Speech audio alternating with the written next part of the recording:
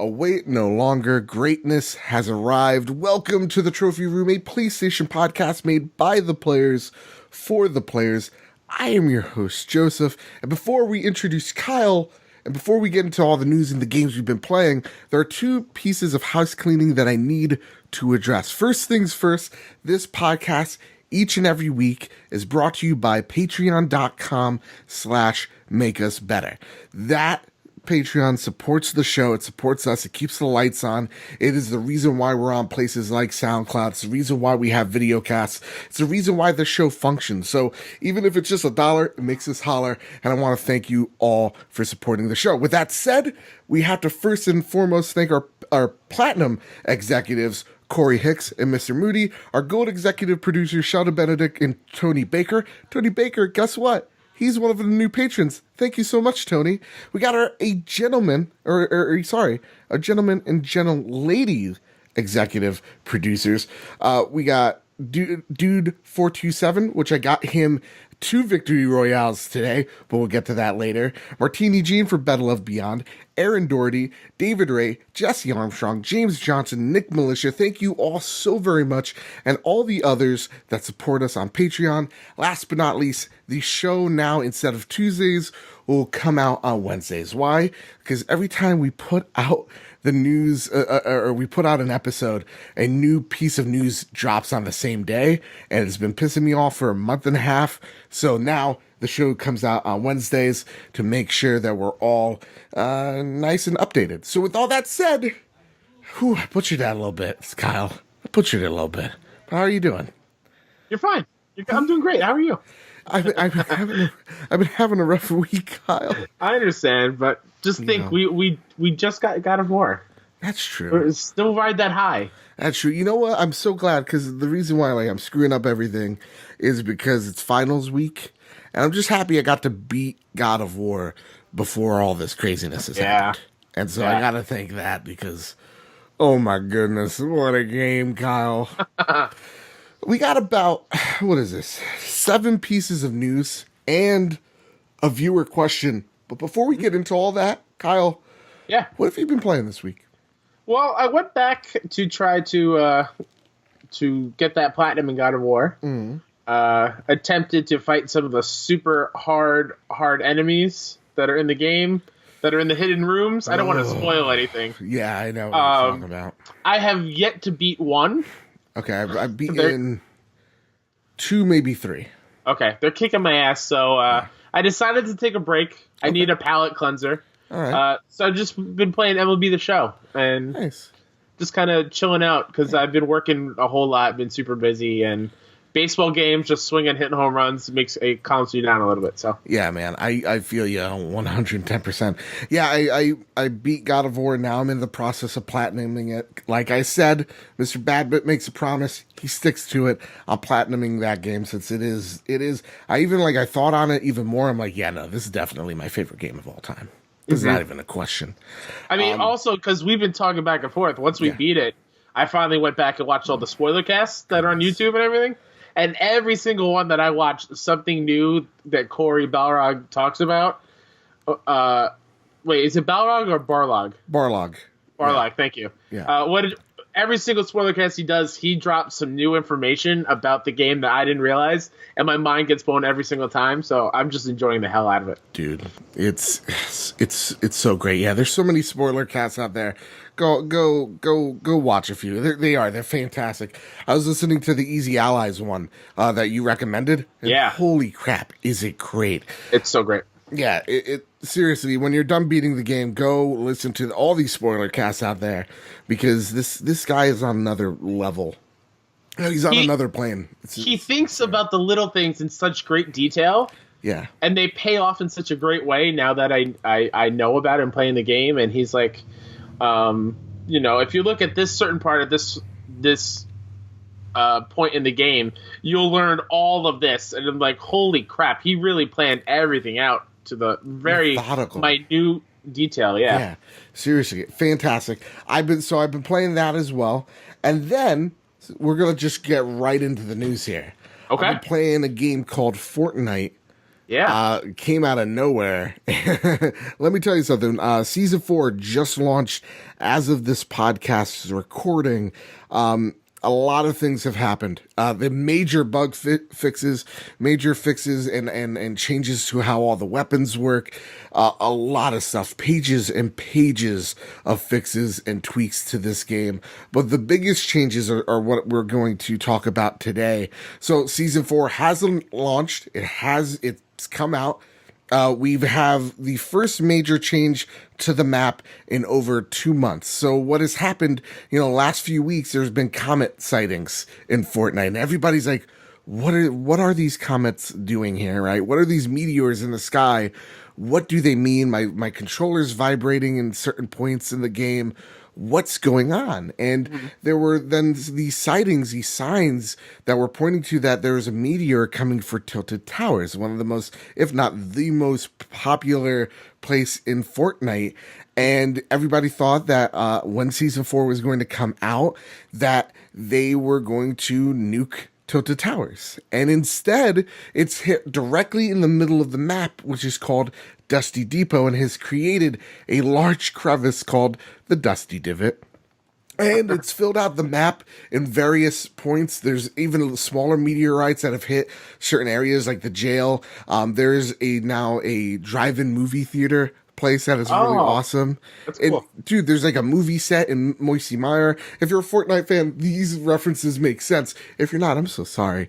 But season 4 is out. I've been playing it all day.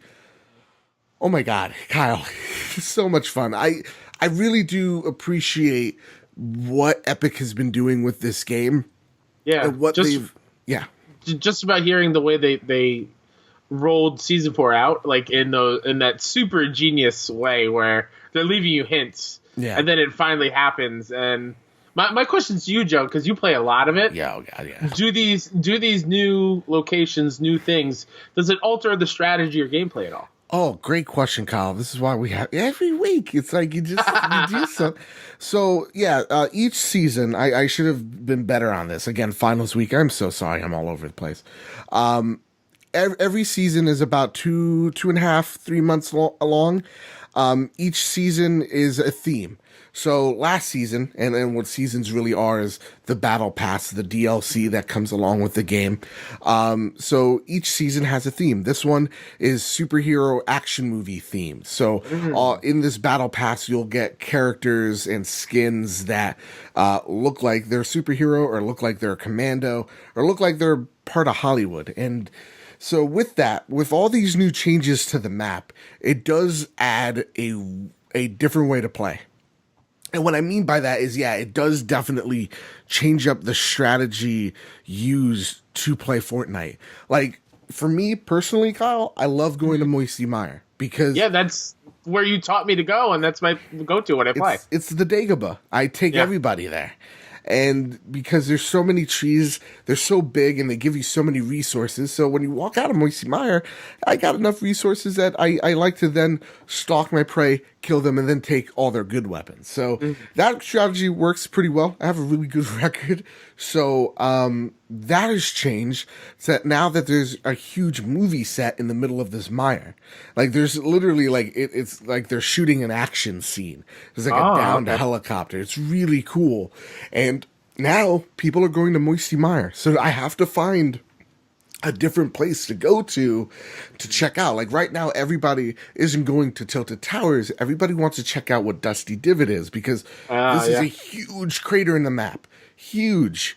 And there's like, it reminds me of Thor, the first Thor movie. How, when Thor's Mew Mew. Mew Mew. Yeah. In the ground, and it created that huge like divot, and there's like a base constructed in a day, right?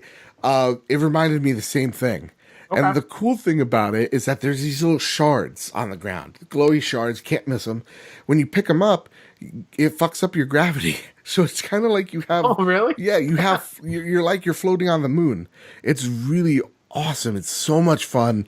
And it feels like they're filling out the map in various different ways, that it feels like, okay, we have now all the big places. Now let's fill all the little things in this map. And I feel like that's definitely the way to go. with Fortnite. Yeah. I love what they've done so far. And again, all the little fixes to like how headshots work now, how weapons shoot. Like if we could have made a 40-minute podcast alone on just the patch notes of this game. But instead, is there any more questions you got for me? No, that was my big one. Here's the cool thing about this latest season. People are finding secrets in the map already. And it's superhero themed, so people are finding superhero and supervillain hideouts throughout the map. That's awesome. Yeah. So there is like this is so awesome. So there's like an evil lair mansion outside a Lonely Lodge, which actually is an awesome place to land. I love it. It's so much fun. And in this guy's basement is like this huge evil, like, you know, like campy evil lair that you would see Lex Luthor have back in the 60s, 70s. In one of the just regular looking houses, when you go into their basement, it's like a command post. It's like command central down there. Oh, that's cool. Yeah, in one of the mountains, it's actually carved out to have like an evil hidden lair within the mountain and like a rocket silo in it. That's really cool. I like that a lot. Dude, it's so awesome. And the battle pass, again, the only thing that does kind of suck about the seasons, though, you get all the changes to the map for free, right? You get all these changes for free. The skins, the emotes, those are the things you really have to pay for. The cool thing that they're implementing is that now some of the skins that you get in the game, you can actually upgrade and actually make them look different as the weeks progress. So you have this basic superhero skin in the beginning, but the more you play and every week you complete these challenges, when you complete those challenges, Kyle, guess what happens? You get another piece of armor. So right now we got this chest piece. It makes me kind of look like a Halo Spartan. I think next week is the arms. The week after that is a leg piece. The week after that's a helmet. The week after that's a backpack. That's cool. So by the end of the season, in 10 weeks, you will have a totally different character that you had in the beginning. It's so awesome. So I like that too, because then like if you run across somebody with the same skin, you're gonna look a little bit different than them. Yeah. And you can kind of see like, oh yeah, I've definitely been playing a little bit more than this guy because my guy looks totally different. My guy looks totally cooler. So I really like that. Again, this game is fantastic. I was playing it this afternoon with the Make Us Better community. I was playing with Tammy and Dude427. I streamed it on Twitch at Bad Bit Games, and oh my goodness, man. It was so much fun. Everybody was having fun. Dude427, this was his first... I gave him his first victory royale. Nice. So emotional. And then I was like, Dude427, let's do it again. But you got real serious right there. Yeah. What a turn. I was like, let's do it, but better, dude. So the match after that, we died real fast. But then the match after that, guess what happened? We won. I'm guessing you won again. And we were a well-oiled machine. Like, Tammy, Dude, and we were wrecking shop. We were kicking butt, taking names. I think the first round I had like over 9 or 10 kills. Damn. Like, I was going to work. Yeah. I put my hard hat on. I was like, my blue collar shirt on. I was like, I'm ready to go for the people, by the people, the people's champ himself. And yeah, it was so much fun. The changes they've made, it's noticeable. It's not like game altering. These are just making the game feel way more polished. And I didn't even think that was possible. So I really like season 4. You guys should definitely hop in. I'm planning on doing more streams. So when I do, I'll put them on Twitter at Mr. Badbit, and I'll put it also on PS Trophy Room on Twitter. So if you guys want to, get up to date on everything and when we stream and when all the news of PlayStation hits, go there. With that said, Kyle, yeah, I got my next piece of news for you. I'm ready. All right. So I forgot. We were going to talk about our Detroit impressions, right? But you told me yours way back in December, because you played the demo at PSX. I am a chump. I didn't get to. I'm too busy trying to platinum God of War, I'll be honest with you. And then I was like, you know what? I'll try to make a day for it. And when the day came, it was finals week, and it hit me. Hit me so hard. So next week, I'll talk a little bit. I promise you I'll get some Detroit stuff out there. But for question number 3, for article number 3 here. Sure. it's more of a discussion. And what I mean by discussion is, Kyle, do you know that like Shuhei Yoshida, right? He says he's like the VP I think I've heard of him. Yeah, he's like the VP of like, video games and all that jazz over at Sony PlayStation. Heard of that company? Vaguely. Yeah, it's not just it's only sold 80 million copies of their PlayStation 4 units. And nonetheless, this guy, he might just be running PlayStation or even the Sony Corporation by itself. I heard that he is going to win the Nobel Peace Prize because rumor has it he got Kim Jong-un and the president of South Korea to shake hands or whatever. I don't know what happened this week. Vaguely, yeah. I mean, Shuhei Yoshida probably is the Illuminati, but we're fine because he's Shu and we love him and he fits in the palm of your hand. With that said, now if I was Shu, God of War came out 2 weeks ago. We love God of War. Oh my goodness. Sony Monica killed it. I got a question for you. Okay. A lot of people are throwing this term out there. What's the next game that gets the God of War treatment? We talked a little bit about it a few weeks ago, but I want to get real deep in this phrase. If we were Shu, we're running the world. Is that term, what does it mean, first and foremost? Yeah, that's a great question. What does it mean? Does it mean they take what Santa Monica did so well and put it into an established franchise? Mm-hmm. Is it create something brand new that follows the same formula? I don't know. What do you think? To me, I think it's a really crazy term. Like the next God of War. Like this game, the reason why it's crazy, it's less than 2 weeks old, right? And it's again number 1 week at the UK sales charts when it came out. It's still number 1 this week. It's killing it. And we're already getting this term of this game's so good, another game has to be on its level, right? Mm-hmm. Like what's this game that I think because God of War has been so dormant for so long, and nobody has seen it in so long, that, what is a game that we haven't seen in so long that maybe we can take something from it? Like, how do we make something that was, I guess, Kratos was such a one-dimensional character with such a dude bro mentality in terms of like his motivations and all that.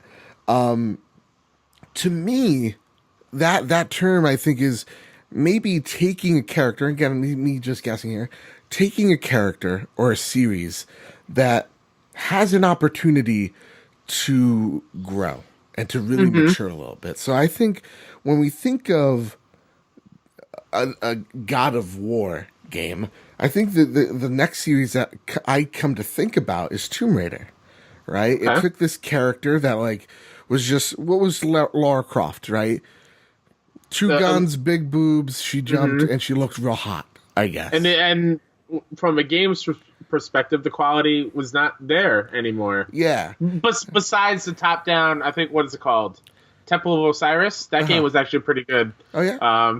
But the regular single-player Tomb Raider games, they were not all that great until the reboot. They were fun action games, but they weren't telling these really great stories. We didn't really care much for Lara. Again, she was eye candy. And so when Lara comes out, and she's I mean, she's still a badass. That's not changed. But they made her feel human instead of just like a sex symbol. There's like there's more than just being physically fit. There's also this person could have an interesting story to tell. So I think the first Tomb Raider and Rise of the Tomb Raider definitely gave Lara more motive and more agency. And I think when we look at Kratos, he has more agency. He has more motivations. And it takes this character that was so one note and really made something of him. So I think that's what, I guess, trying to crack this code, I think that's what it means to be God of War-ified.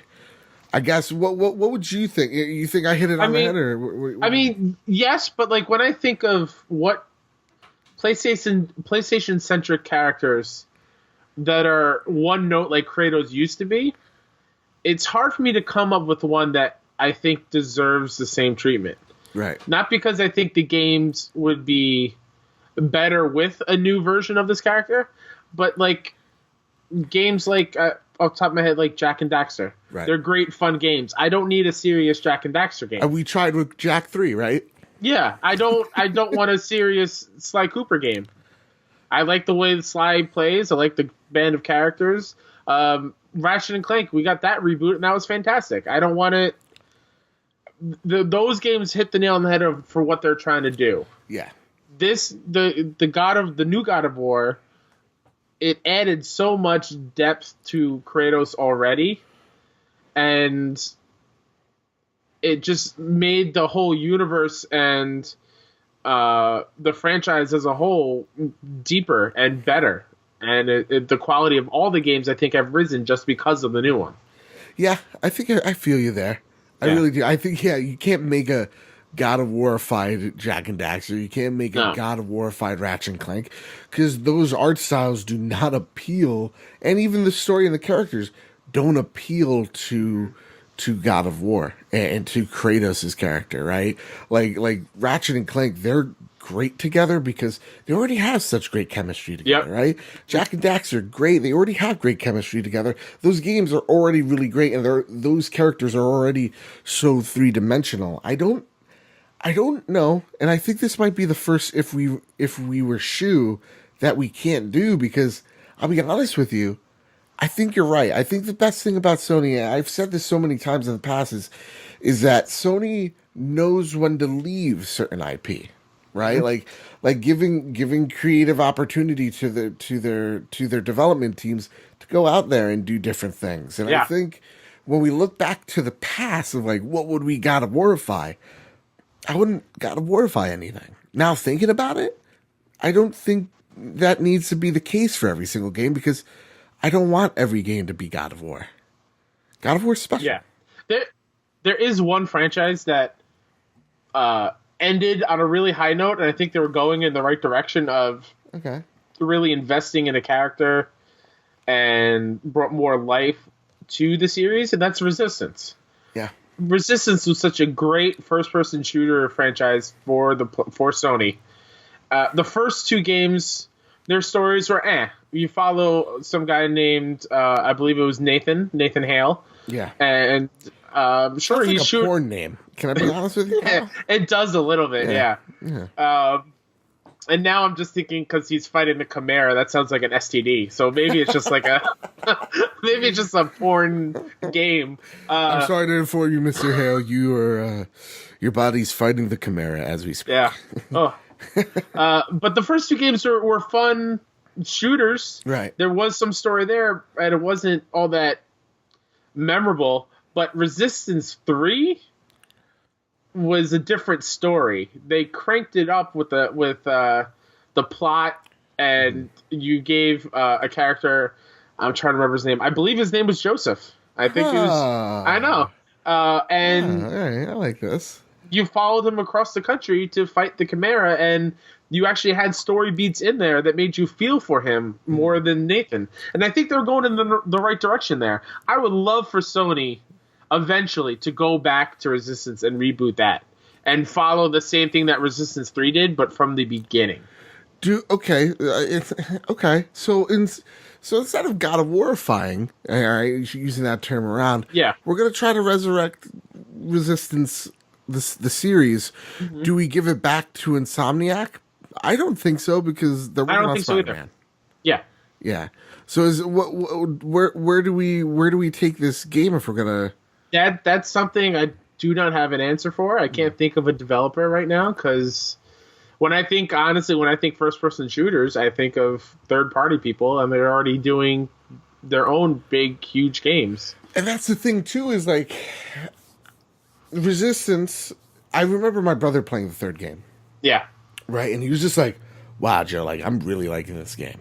You know, I did not expect that to be the case, because, you know, he's like, I tried the first one, tried the second one, I hated them both, but this one, like he was saying the same thing, like, you know, like I feel for this guy. The action's really is there, but I think with what Sony's really done is like they've looked back and said, "What are we good at? What are we good at? What are we good at?" Third person action games. Yep. And I think you've seen that. Yeah. through what Sony does best. So I don't know if they try to tackle first person shooters. I don't think they have to. I don't think they have to yeah, either. yeah. I would love it, but no, they don't have to. Especially because when you're looking towards what the next God of War game is on the same level, yes, you have Spiderman coming out very soon. Sure. We'll see how Detroit does, but that's a different type of game. What do you think about Detroit? If so, I'm sorry. You complete No, go your ahead. thought. You complete your thought. Oh, I mean, Days Gone is an interesting one. I think we're all very interested in how that game comes out. Sure. But I don't have to worry about Naughty Dog and Last of Us. I don't have to worry about that. Yeah. I'm really excited to see what Ghost of Tsushima turns into. Yeah. Because that could very well be something that Sucker Punch is used to doing, the superhero games with Infamous, and they're all fantastic in their own way. I want to see them do something different, and they're such a talented studio. Seeing like a samurai type tale in the talented hands of Sucker Punch, I think could be really cool. Yeah. For me, I feel like I don't think we need to God of War fight anything. I think we're just on such a great path, and there's so many great games coming out. One in particular coming out this month. We've talked about all the controversy behind Detroit. We got a demo of it last week that I refused to play for some reason. What do you feel like numbers wise? Do you think that Detroit Become Human might be the first chink in the armor we see from Sony? I think from a sales point, yes. I still think it's going to be a quality game. Okay. From what I've played, it gives me the vibes of more Heavy Rain and less Beyond Two Souls, which was definitely a low point for me as a gamer.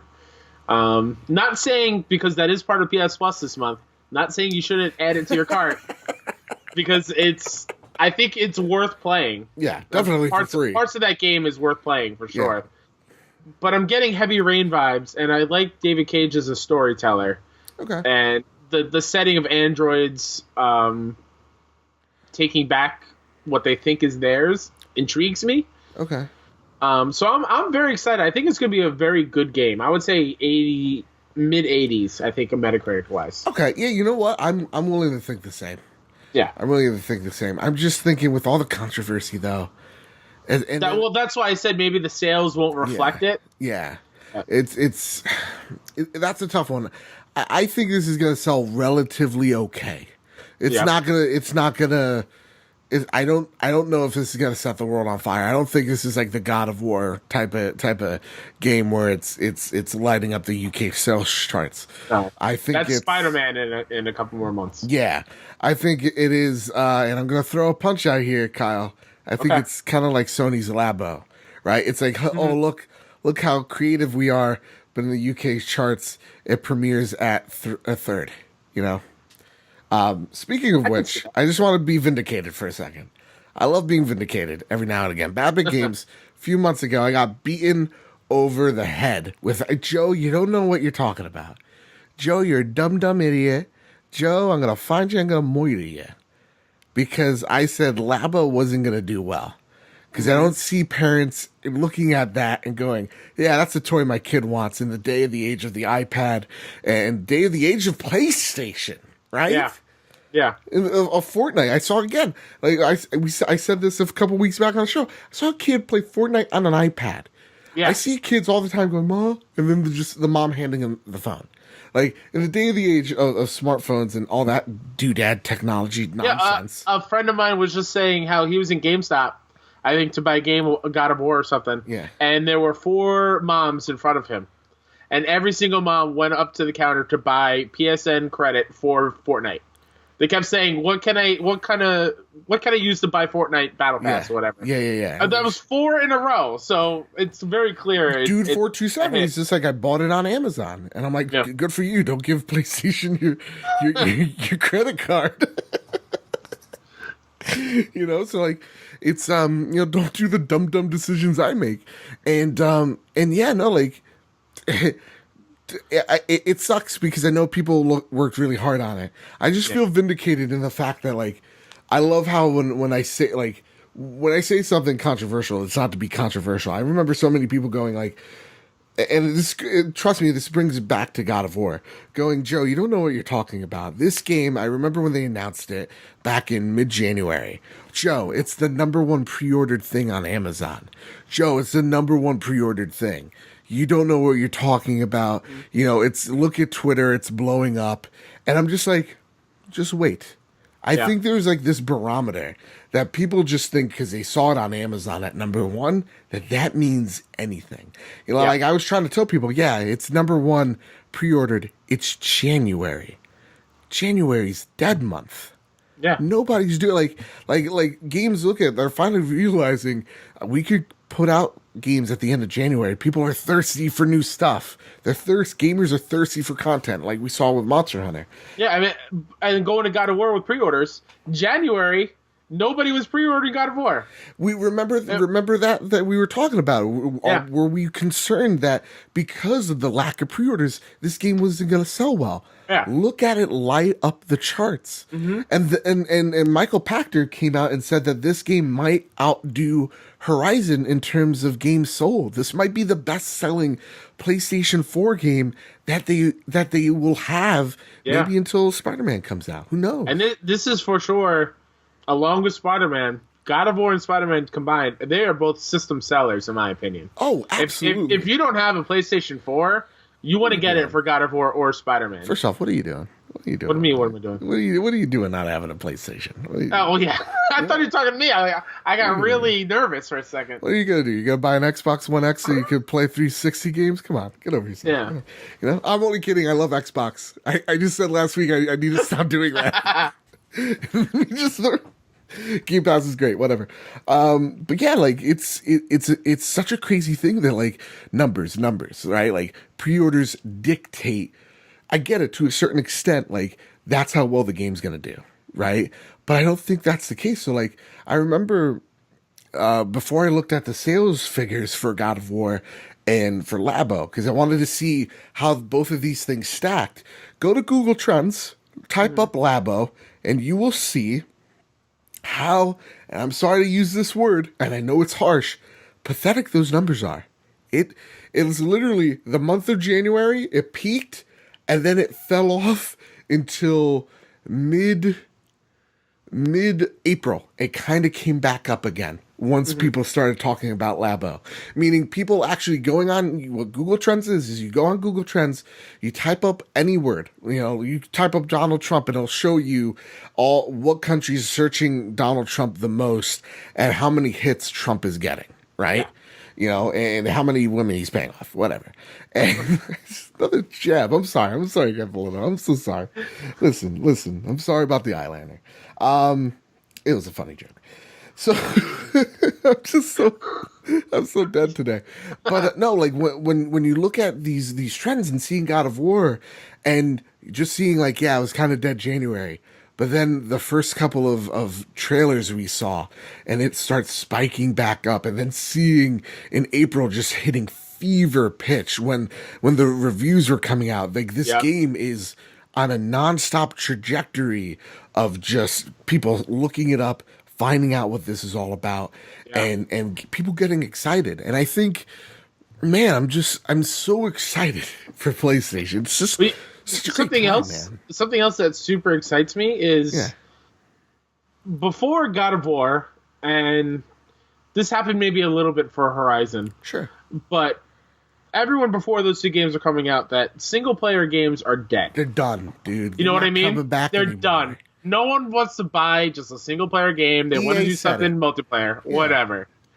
The fact that when God of War came out, it was on the front page of Twitch, meaning that enough people were broadcasting and streaming God of War, a single player game, and people were tuning in for it, goes to show you that single player games are not going anywhere. It's what I love to play. It's what you love to play, Joe. Yep. I play games for stories, and God of War is one of the best stories I've ever played. Dude, you speaking truth to power. Can we just give in your car to start giving them an applause of some sort? Like go like, fuck yeah, Kyle, you're right. Fuck yeah. Because I'll be honest, the caffeine's starting to kick in. I'm alive, Kyle. I'm alive. Andy, my barista at Starbucks, is like, I gave you 2 extra shots. Oh, nice. Go live your life. And and I am. I'm living the best me right now. But yeah, Kyle, you hit it right on the head. Like I'm going into browse right now to just see where God of War is. And dude, it's in the top 10. Yeah. Like, it's crazy to see. Even 2 weeks after this game's revealed, there's more than 10,000 people right now watching this game. Yeah. It's a single-player game. Yeah. You know? You have, like, look, Fortnite's blowing up, taking the world by storm. You got Battle Royale, you got League of Legends, but, you know, the only other games that I see here are Stardew Valley, God of War, and give it up to Stardew Valley. Yeah. I mean, the best place to play is on PlayStation, that's no doubt. But like God of War, Stardew Valley, and then I see nothing else. And, we see Sea of Thieves out there. Look how cute they are. You know, 3,000 viewers. That's where I thought the game would be dead. So I hate that game so much. I had my hopes so high. I'm like, I want to be a fucking pirate. I love this. I love being a pirate. Just dash all my hopes, and I'm looking here just to try to humor myself. Looking at, again, not trying to make an enemy out of Labo, but I don't see it anywhere on this list. Yeah.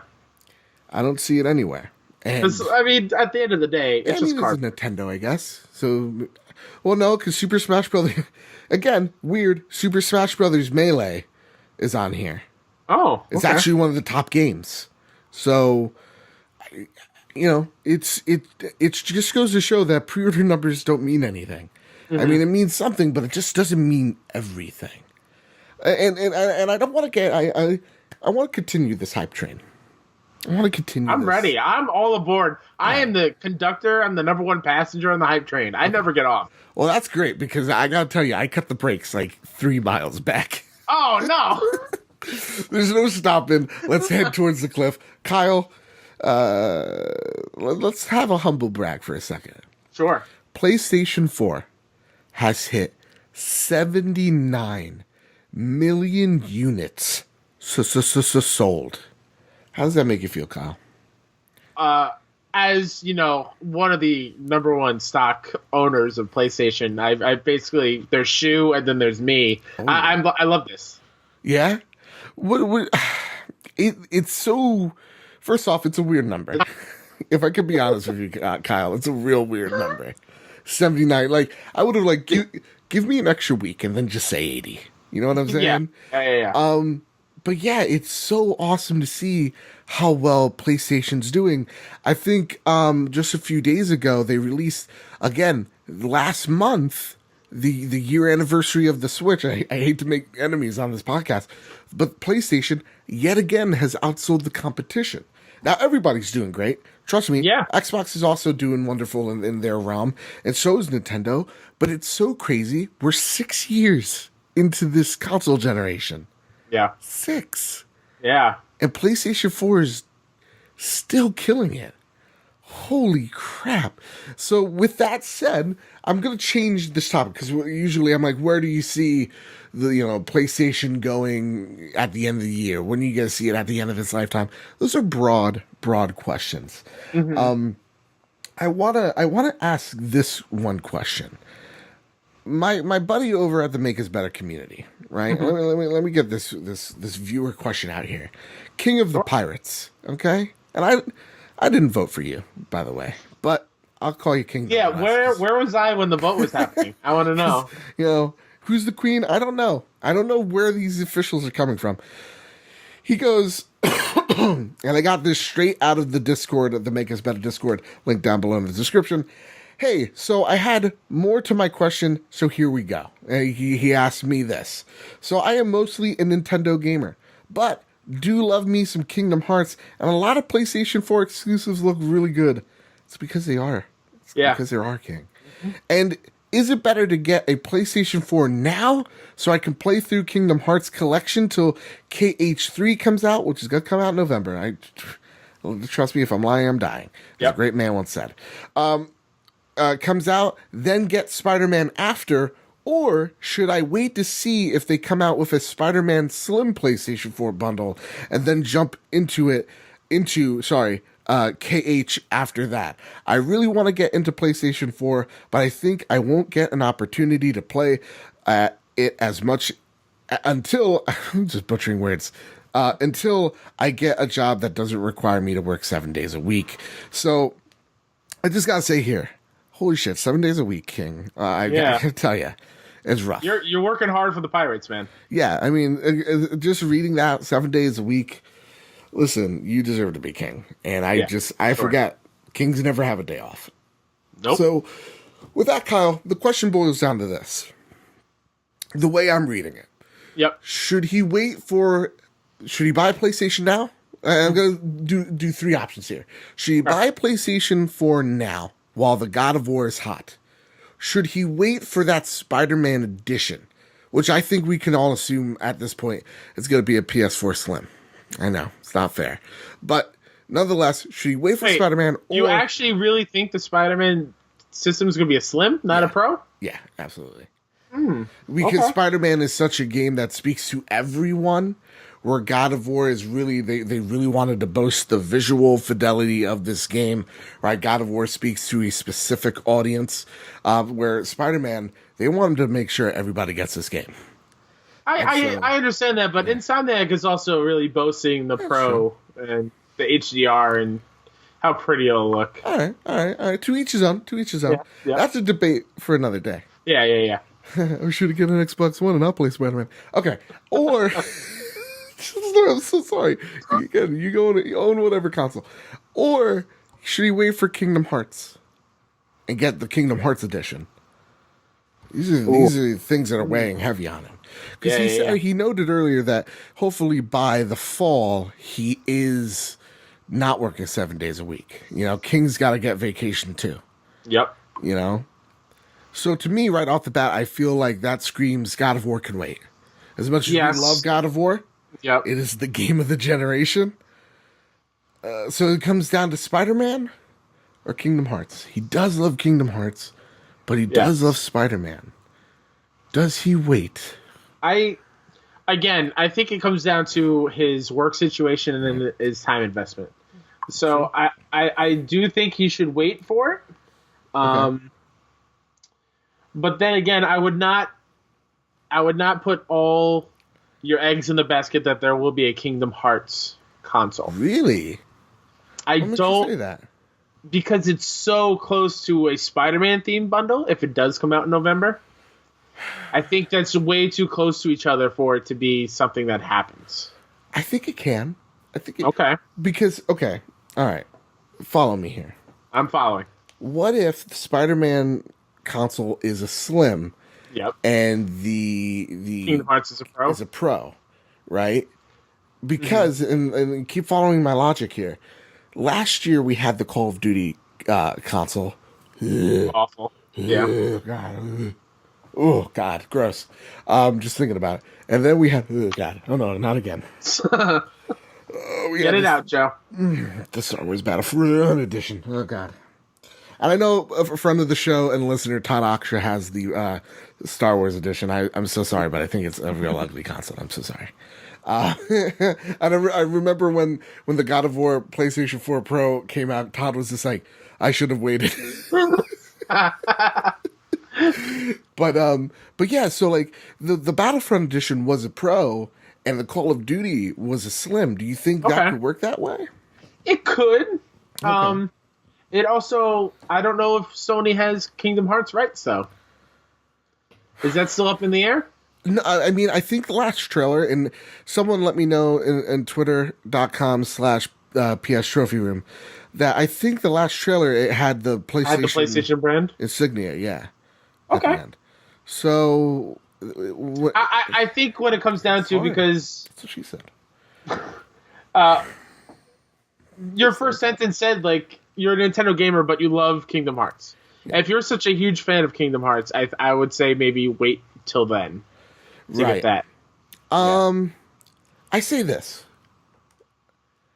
A part of me says get the Spider-Man one because I love Spider-Man. I mean, and Spider-Man's a big fan of me. Look, he gave me his mask. That's He's like, insane. dude, I got a new suit, and you can have my old mask. I was like, whoa, that's really cool. And he's like, oh, by the way, did you see that really old? And I'm like, don't say anything, Spidey. Don't say a goddamn word. One of these episodes, you should put it on just so you can see how you look. Maybe one day. Maybe we'll see. I don't think this. Honest to God, this mask is too small. It wouldn't fit my fat head. Okay. It probably looked like a fat sausage if I tried to. Yeah. What are we doing with this podcast, Go? I don't know. But it comes down to the fact: if you, what do you like more, right? Yeah. Do you like Spider-Man more than Kingdom Hearts? Do you like Kingdom Hearts more than Spider-Man? And then it comes down to the even bigger question. How strapped for cash are you? Mm-hmm. Are you willing to spend the extra money for the Pro, or do you not care? And then it comes down to this question. If you care about the looks of the PlayStation, what I think you might want to do, if you're, again, I feel like if you get, instead of 7 days, you're working 6 days a week, and that starts in September, go out there, buy the Spider-Man edition. Mm-hmm. But if your job doesn't let up until October or the end of October or whatever happens, then I say wait till Black Friday and get both. Yeah. And what I mean by that is dude, last year it was $199 for a PlayStation 4 Slim. So go out there, get Spider-Man and Kingdom Hearts. Or some combination of the two. Maybe Kingdom Hearts comes out later, so you get Spider-Man, you wait for Kingdom Hearts. Yep. But I think you then stack up on games because so many games have come out. I bet there's going to be a deal where, like, buy two, get one, right? So you could get Spider-Man, God of War, and Detroit Become Human. Just top of my head, right? Yeah. I mean, also, if you wait till later, there's a good chance there's probably some pre-owned copies. Sure.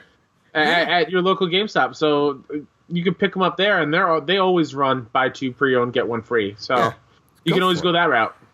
Man, we're doing we're doing shoes work, Kyle. I will say there's one part in his question that also makes me think that maybe he should get it sooner rather than later. Okay. Because he wants to play the collection before Kingdom Hearts 3.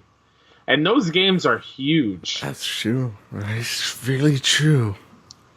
So I would say maybe wait until July, early August, and if you feel like you have the time set aside where you can hop into a game and you have the money for it, I think that might be a good time to give you enough playtime for the Kingdom Hearts collection before an eventual Kingdom Hearts 3. I think if you tell your pirate clan, listen, yarg mateys, I need a vacation or else I'm gonna walk the fucking plank. And then you could go out there and have a nice vacation and play some PlayStation. And I don't think there's any other way I'd want to go out. I think that works. Yeah. So, King of Pirates, I got to thank you for this awesome question because when I looked at it, I was like, we don't need viewer mail. I think this is just perfect on its own. So, I mean, like, wow, we filled 10 minutes just talking about that. Great job, King of Pirates. You know what? I would vote for you. If you weren't such a tyrannical maniac. Next news story. Dark Souls Remastered server test May 11th. If you haven't gotten into Dark Souls and you don't know if you want this game or not, that comes out the same day Detroit Become Human does. May 25th? Question mark? Yes. Yeah, it does. Ooh, look at that. You have your chance to play the game and see if you like it. This is going to stress the servers, so don't expect the most polished experience, but go play this game. I know I am. Kyle, you're not much of the Dark Souls variety. Are you going to try this test? I will not. That is actually my birthday. So I will be doing other things than playing Dark Souls. I completely understand. But you're welcome. It's my birthday gift to all of you. Go ahead and... How wonderful. Thank you, Kyle. Thank you for such a great gift. On to us. Problem. Guys, what are we getting Kyle for his birthday? Let us know. It's okay. Twitter.com/PS Trophy Room. Or you can follow us at PS Trophy Room, where you get to win get the chance to win a Detroit Become Human copy by just following us and liking and sharing the pinned comment on our page. Why did you just turn into like a love advice radio host? Because the next news story is all about love. Oh, It's all about excitement for the thing we love the most. And that is Red Now Dead you're- Redemption's trailer's coming out tomorrow, Kyle. you're switching up the accents. I'm so sorry. Red Dead Redemption's again, we're on the hype train. I cut the brakes miles off. People are concerned because we're just gaining speed. I've been throwing coal into the engine and people are like, please stop. Please. Please. It's That's like- not it's an like, engine, that's my child. It's like the train in Snowpiercer. We're just going. Exactly. Or or better yet, the hit movie Back to the Future 3, where that kid points to his penis in one of the scenes, and it's really hilarious. Look it up. Look it up. It exists. It sure does. Bobby the Nintendo Guru showed me that, and I've never been the same since. Hilarity. So with that said, are we going to see gameplay finally? Because I'll be honest, and I've said this multiple times, I'm not saying I'm not a fan. Red Dead Redemption is one of my favorite games of all time. It used to be my favorite game before Last of Us and before God of War. So I'm though not so excited about this game because I know it's going to be good. So my expectations are kind of like, when it comes out, I'm going to buy it day one. Guess where? PlayStation. But the trailer hasn't really piqued my interest. Do you think this trailer we're going to see gameplay? What do you think we're going to see in this trailer? And by the time this podcast come out, it's already happened. So Yeah. let's see if we're right. I'm trying to think. Did GTA 5 had gameplay? Did it have gameplay in its trailer? I'll be completely honest with you. I can't remember it. I can't remember GTA 5. I can remember the trailer where it was like a shot through the city of Los Santos, and it was a lot of in-game footage, but I don't think there was any gameplay. Right. I don't think you will get much gameplay. I think this will be more story-based. Maybe we get some names of characters. And do we maybe see another character that gets introduced? Because a lot of people are saying like the rumor is you're playing multiple characters, just like GTA. Yeah. I think that would be a good bet. Yeah. Yeah. I know it's not what you want, but yeah. No, I think you're right. I think maybe we see a glimpse of gameplay. But if I could be completely honest with you, Kyle, I don't want the gunplay of GTA 5 in this game. I really didn't like the gunplay in GTA 5. Okay. And I thought that was, and I know that's blasphemy because so many people like GTA 5, and it's a great game. It really is. It's fantastic. But to me, I don't know. Red Dead Redemption had the best shooting in a video game that I can remember. Like, the guns felt so great. Recoil was so good. And maybe that's because I really liked it. I was really good at it. Again, number, 250 something in the world. So, yeah, right there. If you think I'm good at Fortnite, holy shit, I was god tier at Red Dead. Put me in the game, coach. Let me show you. You throw me in with a pistol, 40 miles to the enemy, he's dead. Dunzo, game over, war's over. You know? I don't know. I don't know what's going on. With that said, though, I would love to see combat. I just want to see what this game's all about, because that's the thing that I'm at a contention point with. A point of contention with is how the guns are going to work. Because I'm so nervous. I want this game to be as good as the first game. I guess that's the thing I'm scared of. This game was so good. There's no way it could be perfect. You know what I'm saying? Like, I don't know. So you don't think they're going to show anything of? If they do show some gameplay, it would be a very small amount. Yeah, like a couple of slides, a couple of Like I said, I don't. And I think that's Rockstar's MO. I think they're more into showing more of the world and setting the mood. Sure. And gameplay kind of comes second nature when it comes to the trailers, at least. All right. Okay. So here's a segment that we started last week, and I want to start. I seriously do want to do this. Okay. So with that said, guys, pop the e-brake. This is a segment brought to you by the Xbox Drive. Seriously, if you're in the on the fast lane, just pop that clutch. You know what I'm saying? Are we stopping the hype train? Oh shit, we can't. Oh no, we don't have any brakes. Okay, so if you're in your car, just fucking punch it, dude. Like, just nos it up, right? It's not about cars, it's about family. Bam, Don Toretto, that shit. Brought to you by the Xbox Drive. Sean Capri, he endorses this message. Don't wear a seatbelt. Go as fast as you can. The sky's the limit. You can literally fly if you want to. Time. Yes. Time. I don't endorse that message. Well, that's what Sean Capri told me. He's like, the Xbox Drive endorses you in a high-speed chase. And pull it off. If you see a ramp, you just go. Just go. Oh, my God. Right? Just do a fucking sick flip, you know?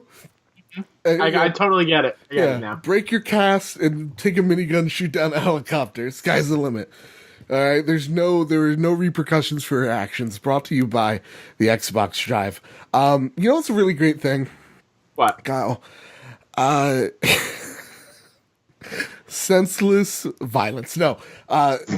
Game Pass. Game Pass is fantastic, right? Mm-hmm. It is a great service. I'm not saying that there's no punchline. It's fantastic. And one thing that we've been telling PlayStation to do is, hey, guess what? Your PlayStation steal something. So with that, and make it better. So with that, PlayStation Now is getting its first wave of PlayStation 2 games this month, including the great game called Ape Escape. And I just heard Nintendo Talk just flip a shit because the paddy wagon loves himself some Ape Escape. So with that said, here's the first wave of PlayStation 2 games hitting, and some other PlayStation 3 and PlayStation 4 games hitting PlayStation Now. Yeah, thank you. See, its service so sucks that I can't even think about it. Lower the price, please. Ape Escape 2, Dark Cloud 2, Hot Shots Tennis, Limbo, Metal Slug 3, Mystery Chronicle, One Way Heroics, okay. Oh god. Shinmura X, Siren, and The Last Blade 2. In addition to these titles, Blaze Blue Chrono Phantom Chasm Extended will also be seeing an upgrade on PlayStation Now from the PlayStation 3 or PlayStation 4 version, while Sony also detailed a breakdown of most popular titles that were streamed on PlayStation Now in April. Holy shit, people actually used it? Okay. Red Dead Redemption, God of War 3 Remaster, WWE 2K16, Mortal Kombat, NBA 2K16, Homefront The Revolution, God of War Collection, we're sensing a theme, Fallout New Vegas, Sid Meier's Civilization Revolution is fantastic.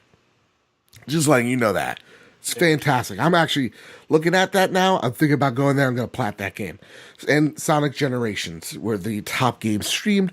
And again, the list above, this is all from DualShockers, are the games you could get. Sony, please, for introducing our new segment, for the love of shoe, put more PlayStation 2 games on here.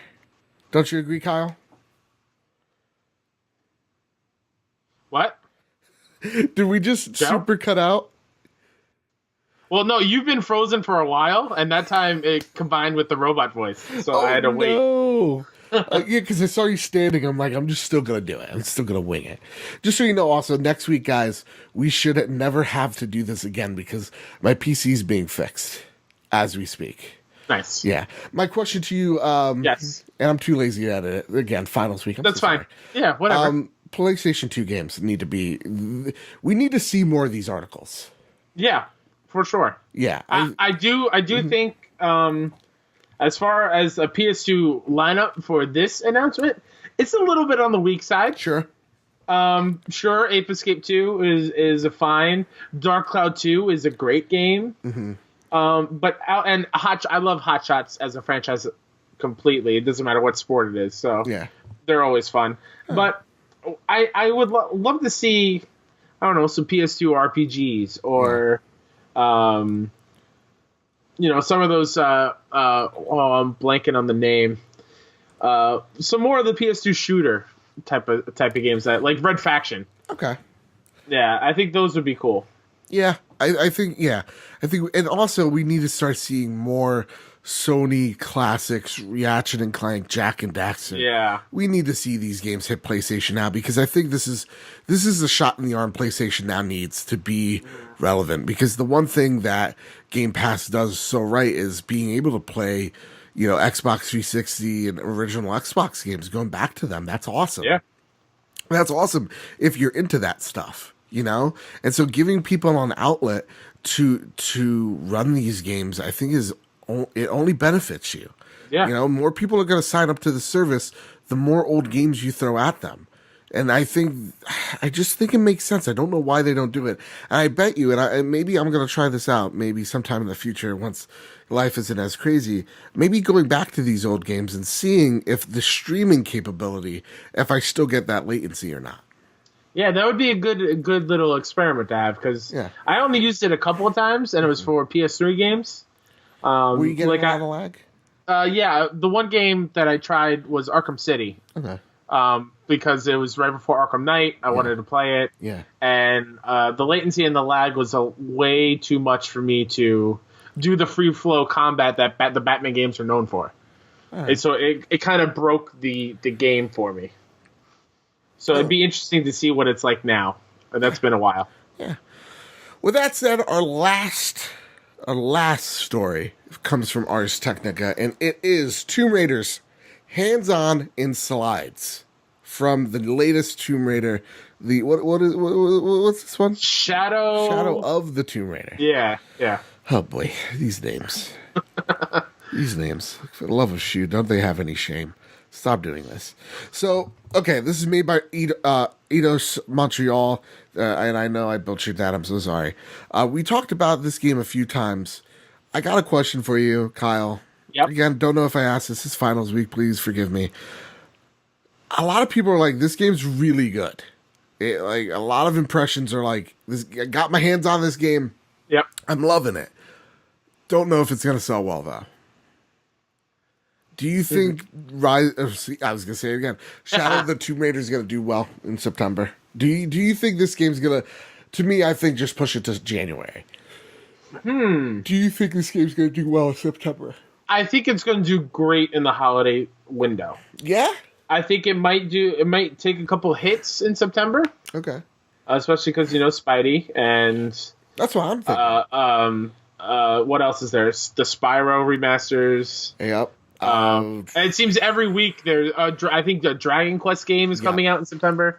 So September is packed. But I feel like the Tomb Raider game, I feel like that would be like the big Black Friday sale. Okay. It's for Tomb Raider. That just feels like an Eidos Montreal Square Enix type of thing to do for this game. All right. Yeah. Is this a day one purchase for you? I forgot. Yes, it will be. My plan is, because I have not played Rise yet. Right. So my plan is to play it, and I will definitely buy this day one, because I love the rebooted Tomb Raider. I think it's fantastic. Kyle, I almost look at me, okay? Now I'm coming down from the caffeine. I almost forgot the biggest news story this week, which announces what we're gonna do for E3. Ooh, okay. All right. So mid-May we're gonna have. I'm thinking when we do the Detroit giveaway on, I think it's gonna be May 18th. Now that it's Wednesday, we're gonna do something for E3, and we're gonna bring out a list of games, and we're gonna ask the question if they're going to be on the PlayStation stage or not. And we're going to play a game of what games are going to be on PlayStation stage, what games are going to be on the enemy. No, only kidding. Our friend, the Xbox stage. Stop making. We gotta. First off, mission here is not to make Xbox the enemy, right? Fish are friends, not food. So, what stage are these games going to be on? And I think we're gonna kick this off with Cyberpunk 2077. CD Projekt Red has had this game out for, I guess it seems like a millennia now, right? Yeah. This game, ever since the first slides, people have been interested in this game. And I think with the success of The Witcher, it's only amplified this game. A future cyberpunk game set in the year 2077. It would not make sense if it was like, actually, it's 1998 this game takes place. Anyway, nonetheless, they have announced that an RPG of theirs will be announced at E3. will be shown at E3, and the rumor Yep. has it that this game will also come out by 2019. So, first off, this RPG Cyberpunk, I think we Yep. can all agree. Yep. Are we seeing this hit? And this brings now for if I was Shoe round 2. Yep. Oh, that's a great one. Write that down, Joseph. Where is it? Round 2, if I was Shoe, is this appearing on our stage or is this appearing on Xbox's stage? Because remember, The Witcher 3 was on Xbox's stage, and Xbox promoted it like it was an exclusive. It had exclusive marketing rights, though ironically, it did sell better on the PlayStation 4 than it did the One. Yep. So, with that said, we have no real evidence other than it sold well better on PlayStation, but also evidence of Microsoft wanting to show that this game, give the illusion that it was theirs. Where do you think this game's going to fall? Do we see it on the E3 stage of PlayStation or Microsoft? It saddens me, Joe. I think this is going to happen on Microsoft stage. And why is that? Because Microsoft, and this is going to sound super braggadocious, Okay. Microsoft needs it on their stage. Yeah. They need a huge anticipated title like this on their stage to show off. Much like the reason why Anthem is also, I don't want to give everything away, but Anthem is probably going to be on Xbox too. That's all right. The audience gets a freebie. You know what I'm saying? So, like, I feel like Microsoft has to go all in because they're seeing the Horizons, the God of Wars, the Spidermans, the Detroits. They need something to satisfy their fan base. I think Cyberpunk will most definitely be on their stage instead of good old PlayStation. Okay, so I'm going to even throw... So now we have a segment within a segment. Again, Sean Capri could take some lessons from me right now. We're going to fill in the blanks here. Okay. We're Phil Spencer right now, right? Oh. Okay. And I like that name of the segment. It just hit me. yeah. So we're Phil Spencer now. Is this a move that we can maybe, and can they even do this? Would it upset fans? I don't know. This is all you right now. Do we actually say, hey, CD Projekt Red, nice game you got there. We need exclusives. We need them bad. Daddy needs his exclusives so bad. Yeah. Here's a whole bucket load of cash. Make this exclusive on Microsoft. Or is this just exclusive marketing deals? I feel like it's just marketing deals. Yeah. And I think what makes you think that? Because CD Projekt Red got that marketing money for Witcher 3 on Xbox, and they saw how much PlayStation sold, how many copies of PlayStation sold.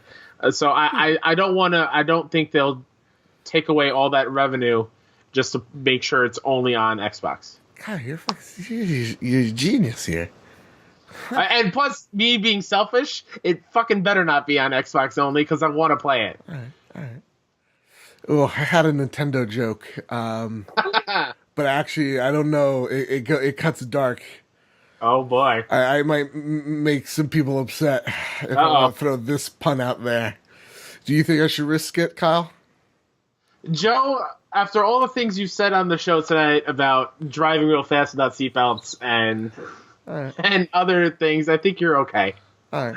So we're going to have a segment called Me Too, talking about Miyamoto. Does Miyamoto step in here?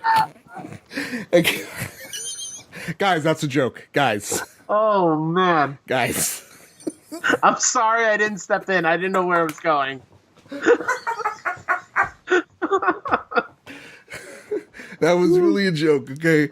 I'm sorry. In a week that, again, you can't talk about a person's eyeliner without people getting upset. I'm so sorry. It's really hard when I can't see your face before the lead up to this jokes, because you're just a frozen figure on my screen. I probably could have read your body language. Yeah. That's, well, again, going to hell. So, I think you're 100% right. I think as much as I wouldn't be surprised if it lands on PlayStation's lap. Just seeing how like Red Dead Redemption, a game that was synonymous on Xbox 360, right? seeing that marketing deal for PlayStation, that's huge. Like that means something. It's kind of like how like Call of Duty, we know it's going to be on PlayStation's, stage. So I think it wouldn't be out of the ordinary if I was Shuhei Yoshida going, you know what? I'll toss you a couple of cash monies right here. Come over here. I think that would make sense. Yeah. But at the same exact time, I'm Philly cheesesteak over there, right? I tried to be clever there. It didn't work out.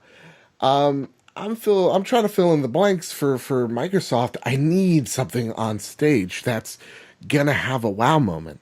Yeah. And it's gonna blow people's minds. And here's another reason why I also think it's on Microsoft. Sure. If you've looked at PlayStation's last couple of E3s, it's been trailer. A little bit of talking, trailer. Right. Xbox is more, let's bring the developer out and talk about it a little bit. And I think a game like Cyberpunk, where we kind of only know the setting, right, I think deserves one of their people come out to talk about it a little bit. So I think that leads more, again, towards Microsoft. Yeah, I think you're right. Even, again, this is a podcast made by the players for the players. Mm-hmm. And I gotta go with my heart here, just like Idris Elba and how he shoots with his heart. So, yeah. I think you're right. I think we're gonna see this on the Microsoft stage, but that doesn't mean this show's over. So that's just a taste. You get a little taste of that, okay? Because for 2 weeks ish from now, I don't know when the 18th is. God, 2 weeks. 2 weeks from now, we're gonna have our own E3 conversation that's gonna blow your socket. Okay? Woo-hoo. So with all that said, Kyle. Yeah. Would you like to tell people where they can find you before I close out the show? You can find me at WhoDatNinja73 on Twitter and on PSN. Mm-hmm. I would love to have your friend request. Oh. And that's pretty much it for tonight. Oh, that's nice. Yeah, that's really nice. Yeah. Nice and simple. Huh. All right. Well, guess what? You can find me over at twitter.com/MrBadBit, MrBadBit, one word. And again, we are having a Detroit Become Human giveaway to be entered. Go to twitter.com/PS Trophy Room, one word. Follow us. Like our pinned comment. Retweet that pinned comment. And you are entered to win. Simple as that.